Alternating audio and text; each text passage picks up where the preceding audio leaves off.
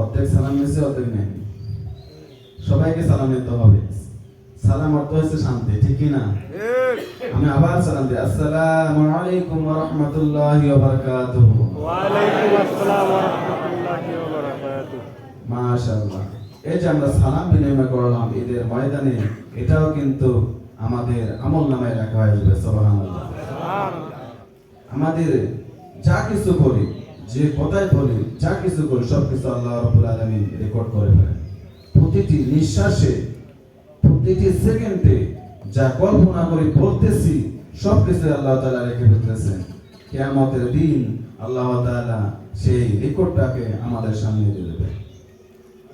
এই যে আমরা যা আমল করেছি, আজকে আমরা কোন নিয়তে এসেছি, সেই নিয়ত আল্লাহ তাআলার কাছে এটা কি হয়ে গেছে, রেকর্ড হয়ে গেছে। এই জন্য ঈদ অর্থ হচ্ছে শান্তি, ঈদ অর্থ কি? আনন্দ। ঈদ অর্থ কি? আনন্দ। এই আনন্দের ময়দানে আমরা যখন আসি, ঈদের ময়দানে মোড়ে মোড়ে ফেরেশতারা দাঁড়িয়ে থাকে, প্রতিটি মোড়ে, রাস্তার মোড়ে মোড়ে। এই জন্য সুন্নত হলো যে যখন আমরা ঈদের ময়দানে আসব, আমরা এক রাস্তা দিয়ে আসবো, অন্য রাস্তা দিয়ে ফিরে যাব। আমার রাসূল সাল্লাল্লাহু আলাইহি সাল্লাম ঈদের ময়দান নিতেন খোলা মাঠে, এবং ঈদের জায়গায় যেতেন এক রাস্তা দিয়ে, আসতেন অন্য রাস্তা দিয়ে। এটা হচ্ছে সুন্নত। সুবহানাল্লাহ। আমরা এই সুন্নতকে প্রতিষ্ঠিত করব কিনা? ইনশাআল্লাহ। ঈদের দিন অন্যতম সুন্নত হলো যে আমরা যখন ঈদের ময়দানে যাব, তখন আমরা সুগন্ধি লাগাবো, সুন্দর পরিচ্ছন্ন পোশাক পরবো। নতুন পোশাক হতে হবে এমন নয়, এমন কিছু পোশাক আছে আমাদের যেটা পরিষ্কার, সব থেকে ভালো 2-3টার মধ্যে সেই পোশাকটা পরে যাব। আমরা সকালে উঠে মেসওয়াক করে, সুন্দর করে গোসল করে, সুগন্ধি লাগিয়ে, সুন্দর পোশাক পরে, তাকবীর পড়তে পড়তে ঈদের ময়দানে চলে আসব। এটা হচ্ছে রাসূল সাল্লাল্লাহু আলাইহি ওয়াসাল্লামের সুন্নাত। সুবহানাল্লাহ। এই যে আমরা তাকবীর পড়ব, সেই কথাটা আল্লাহ তাআলা কোরআনের মধ্যে বলে দিয়েছেন। আল্লাহ রাব্বুল আলামিন বলেন, ওয়ালিতুকমিলুল ইদ্দাতা ওয়ালিতুকাব্বিরুল্লাহা আলা মা হাদাকুম ওয়া লাআল্লাকুম তাশকুরুন।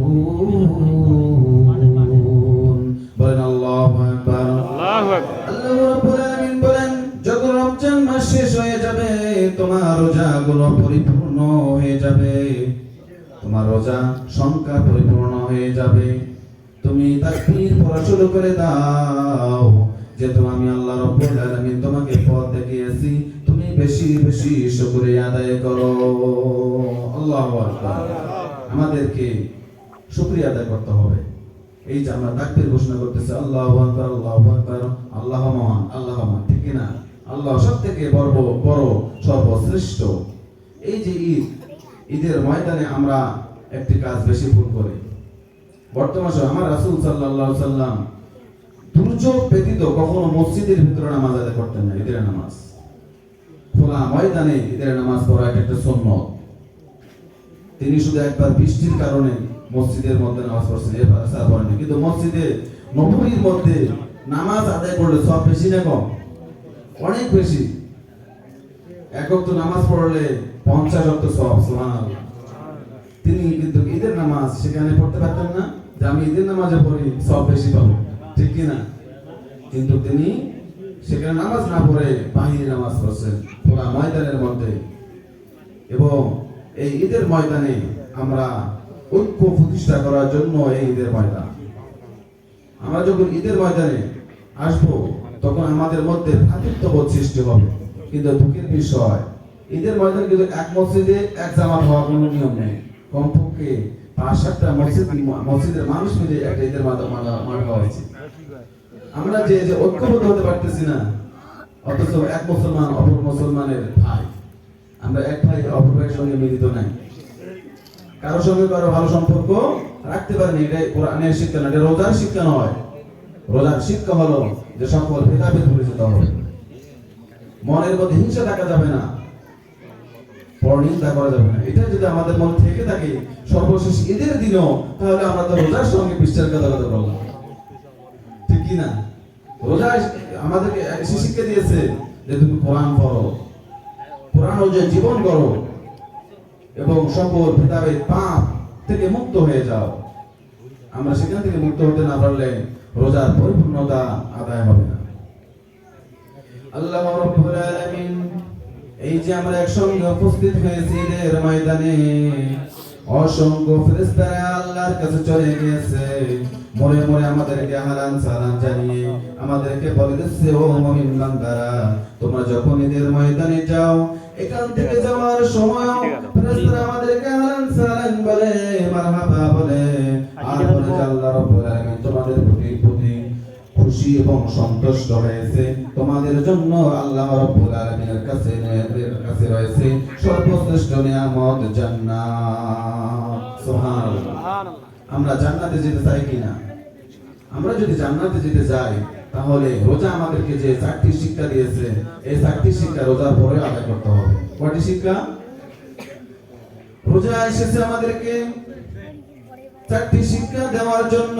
যে 4টি শিক্ষা আমরা প্র্যাকটিস করেছি গোটা রমজানের মধ্যে, আমরা যদি এই 4টি প্র্যাকটিস বাকি 11 মাস প্রতিষ্ঠিত করতে না পারি, তাহলে আমরা রোজার সঙ্গে বিশ্বাসঘাতকতা করব, ঠিক না?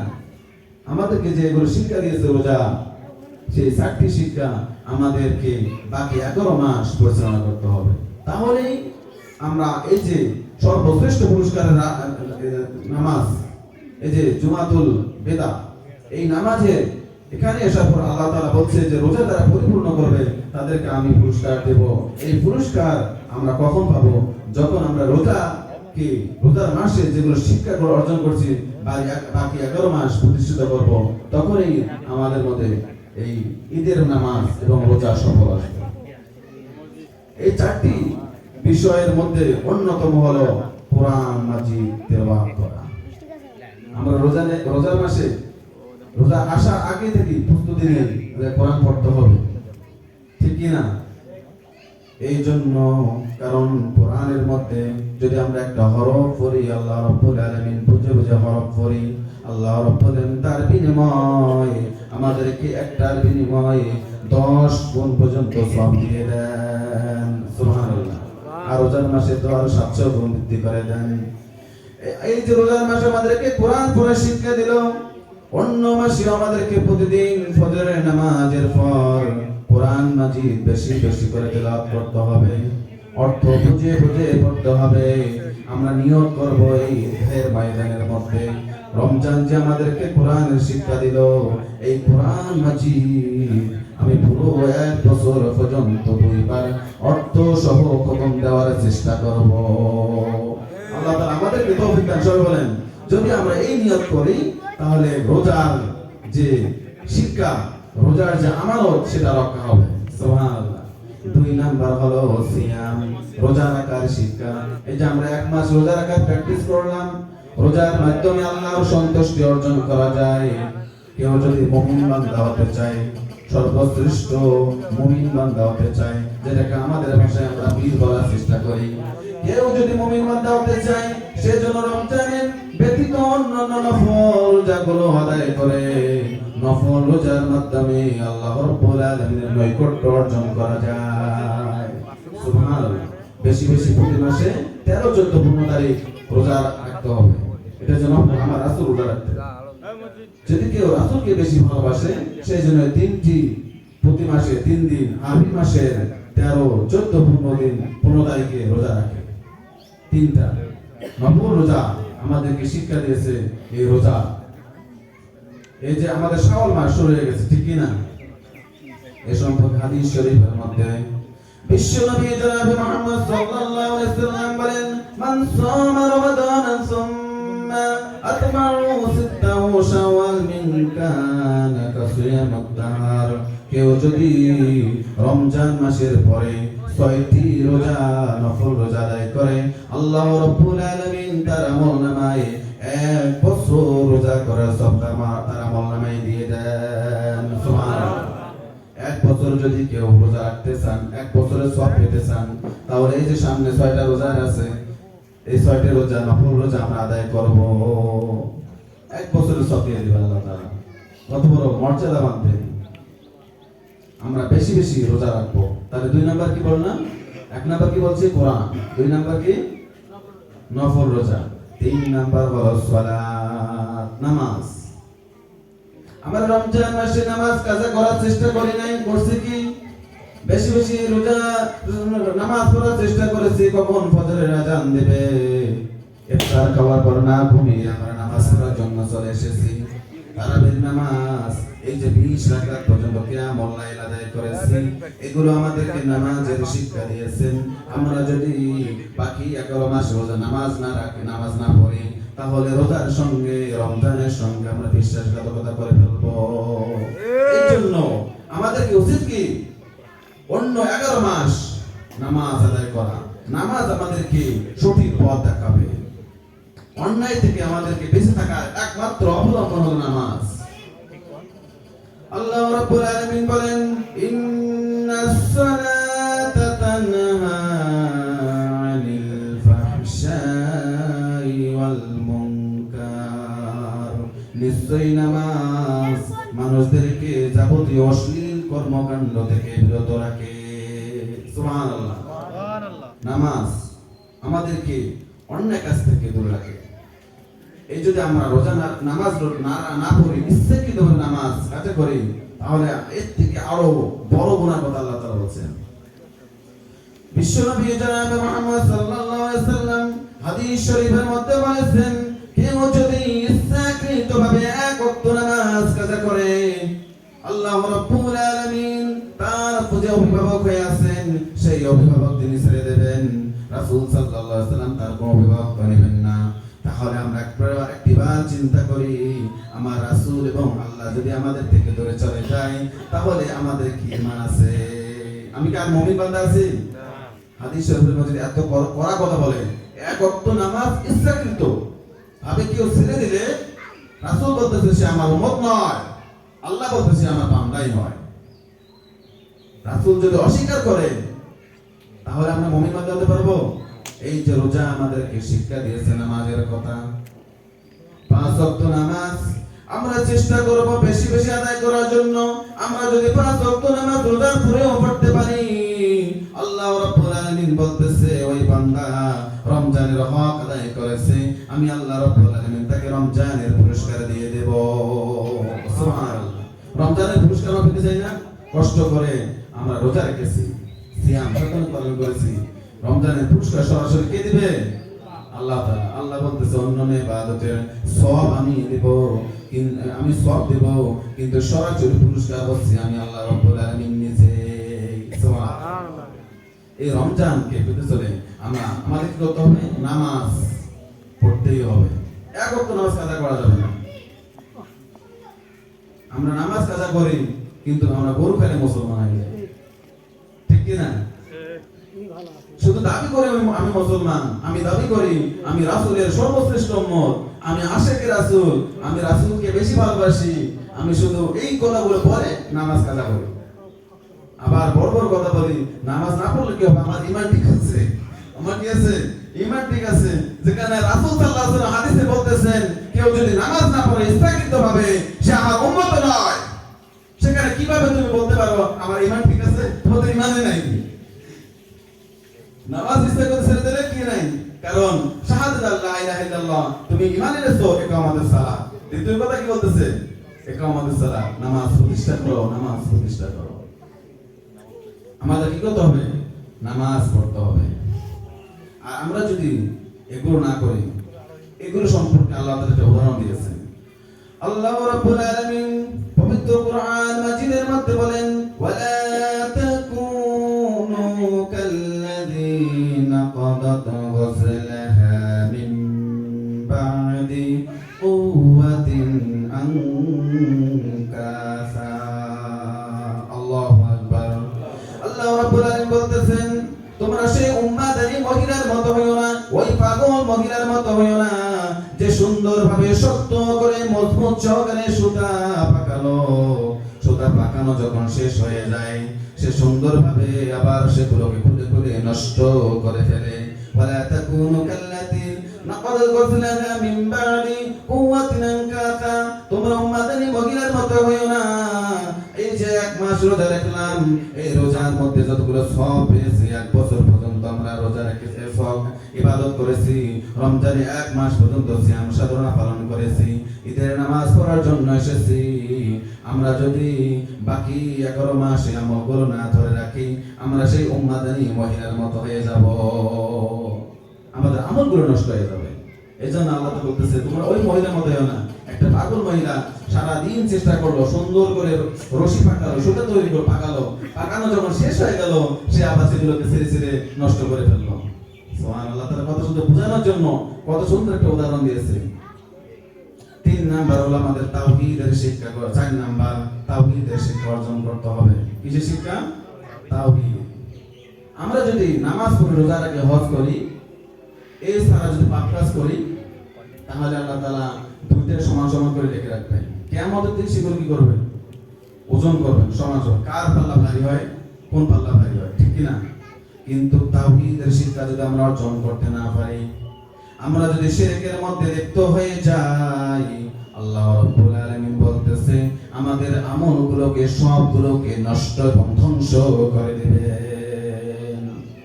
আমাদের কোনো আমলই থাকবে না, সেখানে তো বাড়ি ফেলা তো দূরের কথা। আল্লাহ রাব্বুল আলামিন পবিত্র কোরআন মাজিদের মধ্যে বলেন ওয়ালাকাদ উহিয়া ইলাইকা ওয়া ইলাল্লাযীনা মিন ক্বাবলিকা লাইন আশরাকতা লায়াহবাতান্না আমালুকা ওয়া লা তাকুনান্না মিনাল খাসিরিন। আল্লাহু আকবার। আল্লাহ রাব্বুল আলামিন রাসূল সাল্লাল্লাহু আলাইহি ওয়াসাল্লামকে ডাক দিয়ে বলতেছেন ইয়া রাসূলুল্লাহ, ইয়া হাবিবাল্লাহ, তোমাকে এবং তোমাদের পূর্ববর্তীদেরকে আমি জানিয়ে দিলাম, আমি জানিয়ে দিয়েছি তোমার পূর্ববর্তীদেরকেও তোমাকেও বলতেছি, তোমরা যদি শিরক করো তোমাদের আমলগুলোকে আমি আল্লাহ রাব্বুল আলামিন নষ্ট করে দেব, তোমরা ক্ষতিগ্রস্তদের মধ্যে অন্তর্ভুক্ত হয়ে যাবে। আমরা কিন্তু শিরক বুঝি না। আমরা কি বুঝি না? শিরক বুঝি না। শিরক কি জিনিস? আমরা বেদাত বুঝি না, শিরক বুঝি না। আমরা যদি কাউকে কোনো বড় আলেমকে দেখি, তার কাছে গিয়ে বলি আমার একটু সন্তান দাও, আমার সন্তান হয় না। আমরা যদি কোনো পীরকে দেখি, তার কাছে যেয়ে চাই। আমরা যদি কোনো মাজারে যাই, সেখানে গিয়ে চাই। আমরা যদি কোনো মূর্তিকে দেখি, সেখানে গিয়ে চাই। আমরা আল্লাহ রাব্বুল আলামিন যে জিনিসগুলো দিতে পারেন, সেই জিনিসগুলো যদি আমরা বান্দার মধ্যে রয়েছে, কোন গাছের মধ্যে রয়েছে, কোন মাছের মধ্যে রয়েছে, এমন যদি মনে করি, এটার নাম আছে শিরক। আল্লাহ তাআলা সকল গুনাহ মাফ করেন, শিরকের গুনাহ মাফ করবেন না।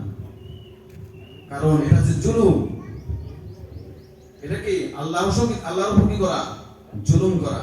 এই জন্য কোরআনে রমজান আমাদেরকে শিক্ষা দিচ্ছেন, তোমরা যখন জিয়ারত করবে, কোন স্থানে যাবে জিয়ারত করার জন্য, ওই ব্যক্তির জন্য তুমি দোয়া করবে। আল্লাহ রাব্বুল আলামিন বলতেছে তুমি কখনো আমার সঙ্গে শিরক করবে না। আল্লাহ রাব্বুল আলামিন আর বলেন ওমান ইয়াকফুর বিল ঈমান ফাকাদ হাদাদ বিল ঈমান ওমান ইয়াকফুর বিল ঈমান, তোমরা যারা ঈমান এনেছো, ওমান ইউশরিক বিল্লাহ, এরপরেও তোমরা শিরকের মধ্যে লিপ্ত হয়ে যাও, আমি আল্লাহ রাব্বুল আলামিন তোমাদের আমলগুলোকে এমন ভাবে নষ্ট করে দেব, যেভাবে আগুন লাগানোর পর কোনো কিছু থাকে না, ছাই হয়ে যায়।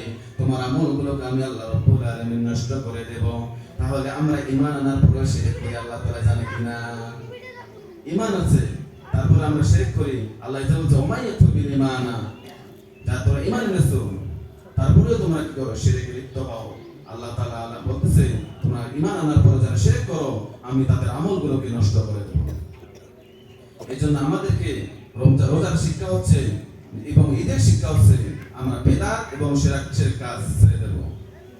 আল্লাহ রাব্বুল আলামিন বলতেছেন ও বান্দা, তোমাকে কারো কাছে যেতে হবে না, তুমি যেখানে রয়েছো সেখান থেকে আমার কাছে দোয়া করবে, আমার কাছে চাইবে, আমি আল্লাহ রাব্বুল আলামিন তোমাকে দিয়ে দেব।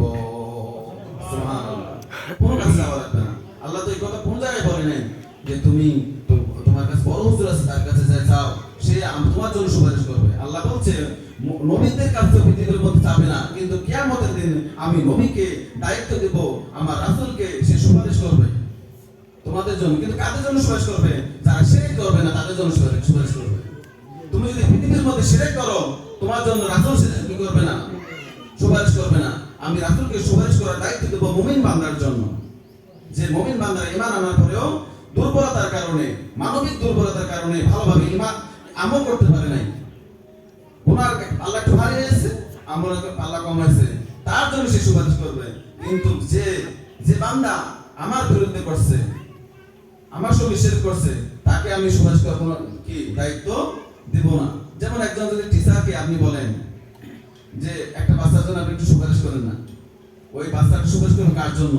যে ছেলেটা রেগুলার ক্লাস করছে এবং টিচারদেরকে সম্মান করছে, তার জন্য সুপারিশ করবে, ঠিক কি না?